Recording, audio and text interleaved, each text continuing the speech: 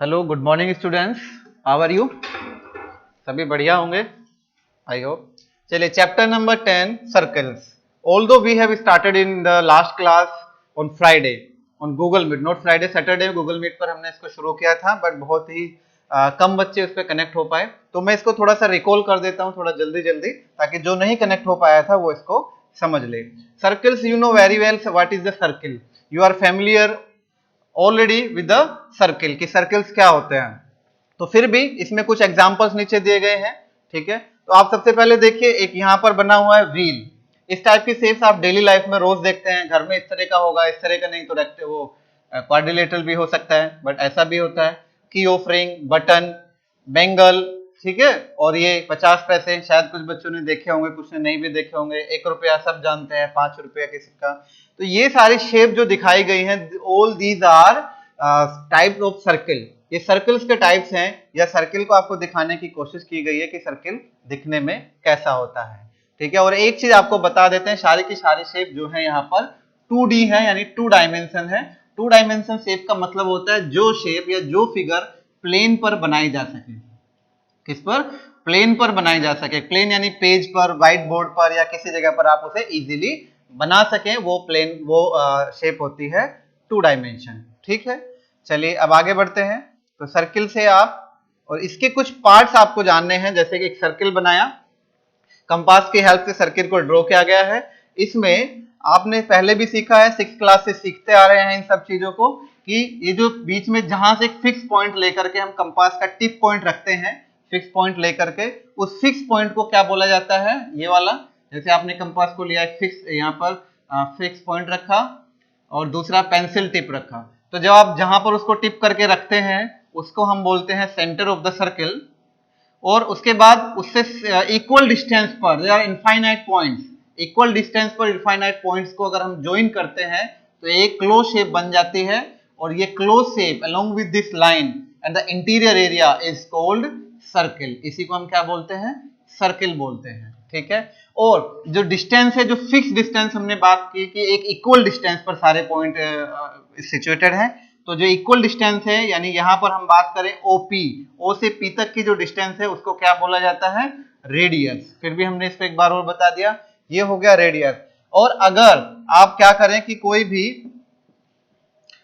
इस पे किसी भी सर्किल पे आप 2 पॉइंट लीजिए कहीं भी, जैसे एक पॉइंट यहां पर हमने ले लिया ए और दूसरा पॉइंट ले लिया बी। सर्किल, सर्किल पर बोलने का, सर्किल पे बोलने का मतलब है जो क्लोज करती है, जो बाउंड्री है इसकी, पहले इसका आप नाम बताइए।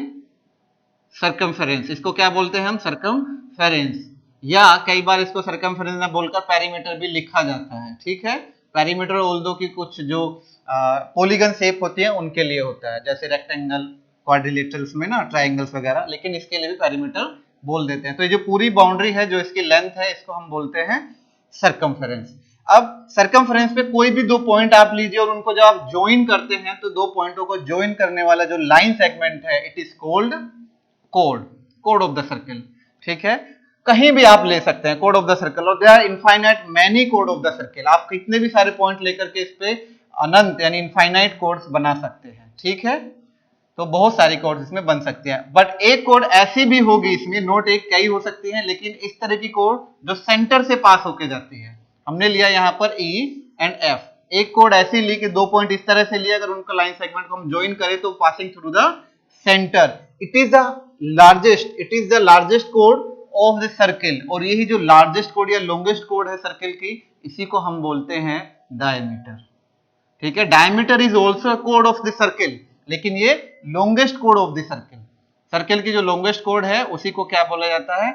डायमीटर। इससे बड़ी कोड इसके अंदर नहीं हो सकती है, ठीक है। इतनी बात समझ में आ गई बच्चों, जो आपको पहले भी पता थी।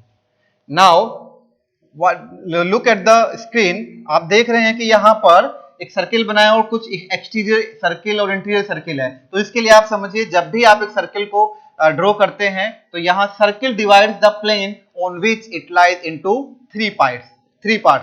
जब भी आप सर्किल बनाएंगे किसी भी प्लेन पर, तो ये 3 पार्ट में उस प्लेन को डिवाइड कर देगा।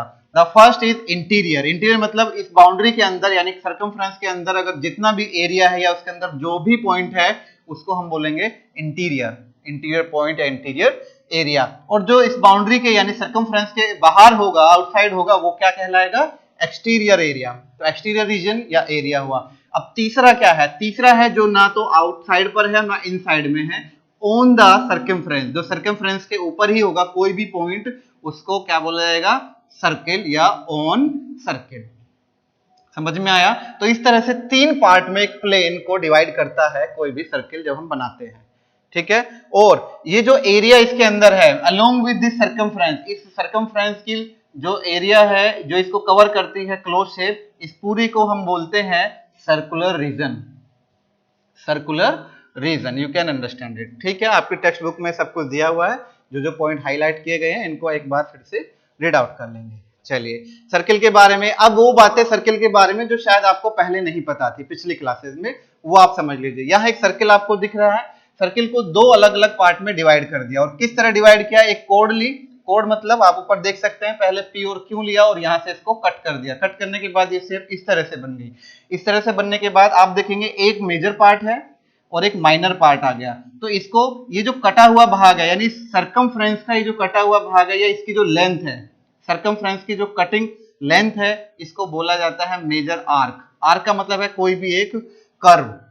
तो ये हुआ मेजर आर्क क्योंकि ये ज्यादा भाग कटा हुआ है, और जो नीचे वाला है वो हो गया माइनर आर्क। तो आर्क आपको समझ में आ गया। सर्किल को अगर आप कितना भी कहीं से भी कट कर देंगे और उसके कटने के बाद जो सर्कमफ्रेंस की जो लेंथ होती है, इट इज कॉल्ड आर्क। याद रखेंगे इन सब चीजों को, ठीक है। अब एक और चीज कि कोई सर्किल आपको दिया गया है, आर्क पता चल गया क्या होता है।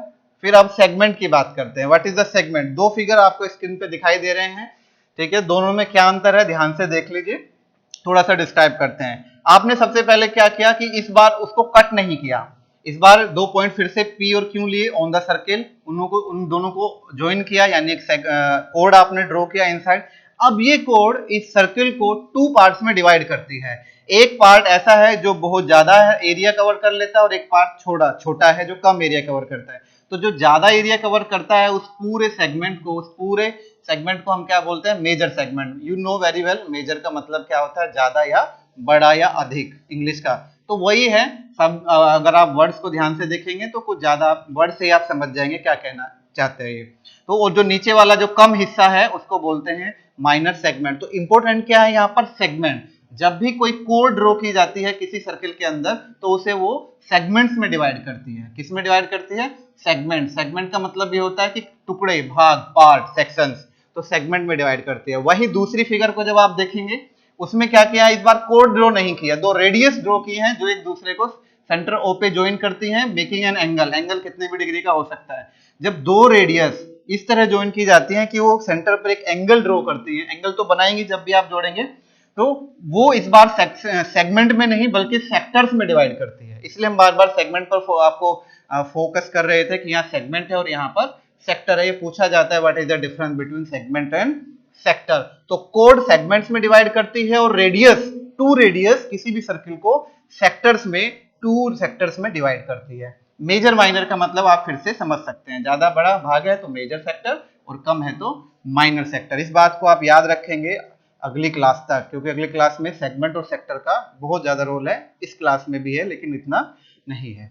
तो सर्किल के बारे में जितनी जानकारी थी जो आपको सीखनी तो आपने सीख ली है। इसके बाद शुरू होती है exercise 10.1, the easiest exercise of this class, not only chapter. पूरे जो मैथमेटिक्स अब तक आप पढ़ रहे हैं पूरे, उसमें सबसे इजीएस्ट एक्सरसाइज इसलिए क्योंकि just fill in the blanks है, और जो भी आपको बताया है उसी से इसको फिल कर सकते हैं। मैं 1-2 एग्जांपल आपको लेता हूं। जैसे पहला क्वेश्चन है, the centre of a circle lies in of the circle. तो एक्सटीरियर या इंटीरियर? बहुत अच्छे से आप बता सकते हैं, बिल्कुल इंटीरियर। तो सेंटर तो इंटीरियर ही होता है। इसी तरह के सारे क्वेश्चन हैं, जहां आपको डाउट आए वो आप पूछ सकते हैं, क्योंकि इसमें मुझे लगता है कोई डाउट होगा भी नहीं। फिर भी एक क्वेश्चन, जैसे आप देखो क्वेश्चन नंबर 6 देखो, a circle divides the plane on which it lies in. अभी बताया था कि सर्किल अगर आप प्लेन पे बनाते हैं तो इसको डिवाइड करता है कितने पार्ट में? कितने पार्ट में? 3। गुड, याद है ना। तो इस तरह से आपको इसको फिल करना है। एंड द नेक्स्ट है इसके बाद true and false. True and false में भी जैसे पहला मैं आपको पढ़ के बताता हूं, उसके बाद आप खुद कर लेंगे। लाइन सेगमेंट, देखो वैसे तो आप true false fill in the blanks answer book यानी पीछे जो लिखे होते हैं उसको देख के भी लिख सकते हैं, पर उसका कोई फायदा नहीं है जब तक इसको थोड़ी देर पढ़े ना और सोचे ना। पहले अपने हिसाब से उसको सही और गलत दें, फिर बाद में आंसर में चेक करें और फिर देखें गलत क्यों हुआ है, तब आपको मजा आएगा।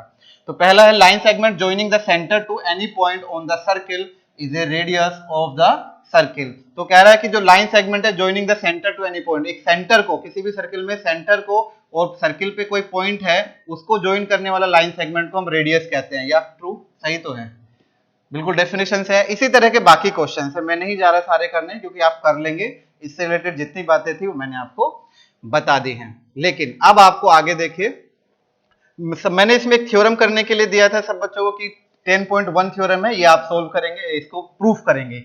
10.1 एक थ्योरम है, equal chords of a circle subtend equal angles at the centre. जो एक सर्कल बना हुआ है उस पर दो इक्वल कोड दी गई हैं जो कि ए बी और सी डी है, और ये कहता है कि वो सेंटर पर इक्वल एंगल सबटेंड करते हैं, ये हमें दिखाना है, इस स्टेटमेंट को प्रूफ करना है। That is theorem number 10.1। तो आपने ट्राइंगल में सीखा है कि दो ट्राइंगल्स को हम कॉन्ग्रुएंस दिखा सकते हैं, तो इसको भी कॉन्ग्रुएंस दिखाया गया है, ये आप देख सकते हैं कैसे। ठीक है, बहुत इजी है, ये तो इक्वल गिवन है, ये इक्वल इसके होगा क्योंकि रेडियस है, ये इसके इक्वल होगा, रेडियस है तो ट्रिपल एस जो कॉन्ग्रुएंस का रूल है, साइड से ये कॉन्ग्रुएंस हो जाएंगे दोनों ट्राइंगल। कॉन्ग्रुएंस होने के बाद इनके कॉन्ग्रुएंस जो कोरेस्पोंडिंग पार्ट्स हैं वो क्या होंगे, इक्वल। तो फिर ये कोरेस्पोंडिंग एंगल भी क्या हो जाएगा, इक्वल, जिसको हम कहते हैं by CPCT, corresponding parts of congruence. तो बहुत इजी सी थ्योरम है, बट आपको प्रूफ इसलिए करके लिखनी है ताकि इसका यूज आप कर सके। ठीक है, now the exercise of this class जो अब हमें करनी थी वो सारा प्रीवियस था, यानी लास्ट क्लास का। तो क्वेश्चन नंबर एक्सरसाइज 10.2 जो आज हमें पढ़नी थी, recall that two circles are congruent if they have the same radii. ये कह रहा है कि आपने पीछे भी पढ़ा है, इसको याद कीजिए कि दो सर्कल का अगर रेडियस सेम है तो उनको क्या बोला जाता है, कॉन्ग्रुएंट। बिल्कुल, अगर रेडियस सेम है तो वो दोनों कॉन्ग्रुएंट है। कॉन्ग्रुएंट का मतलब है कि एक के ऊपर एक को अगर आप रख देंगे तो दूसरा नहीं दिखाई देगा, क्योंकि रेडियस तो उसकी क्या है, सेम है, radii are same radii. But proof क्या करना है, proof that equal chords of congruent, इस बात को ध्यान से पढ़ेंगे, equal chords of congruent circle subtend equal angle at their centre. जो अभी पीछे थ्योरम थी, वही थ्योरम यहां इसने पूछ ली है। ठीक है, तो इसको प्रूफ करेंगे हम, और ऐसे ही दूसरा क्वेश्चन है, दूसरा इसका रेसिप्रोकल है। तो ये तो हमने अभी बता दिया, इसलिए हम इसका क्वेश्चन नंबर 2 आपको बताते हैं कैसे करना है, करके दिखा देते हैं। 2 मिनट का ये क्वेश्चन है। ठीक है बच्चों, तो what is the question, prove that if code, second question को मैं पढ़ रहा हूं, पहला आप अभी बताया था, prove that if chords of congruent circle subtend equal angles. इस बार क्या बोला है कि एंगल्स इक्वल हैं at their centre, then the chords are equal. ठीक है, उसमें कहा था कोड्स इक्वल है, एंगल इक्वल होंगे, ये प्रूफ कीजिए। इसमें कहा है एंगल इक्वल है, आपको कोड्स इक्वल होंगे, ये प्रूफ करना है। बात समझ में आ गई है, फिर से हमें जैसे पीछे किया था वैसे इसको सोल्व करना है। चलिए थोड़ा जल्दी से इसको कर देते हैं। ये है हमारा सॉल्यूशन, गुड सॉल्यूशन, प्रूफ होगा क्योंकि थ्योरम टाइप का क्वेश्चन है, प्रूफ। तो डायरेक्टली करते हैं क्वेश्चन नंबर 2 का। एक्सरसाइज है 10.2। तो 2 सर्कल आप इसमें बना लेंगे।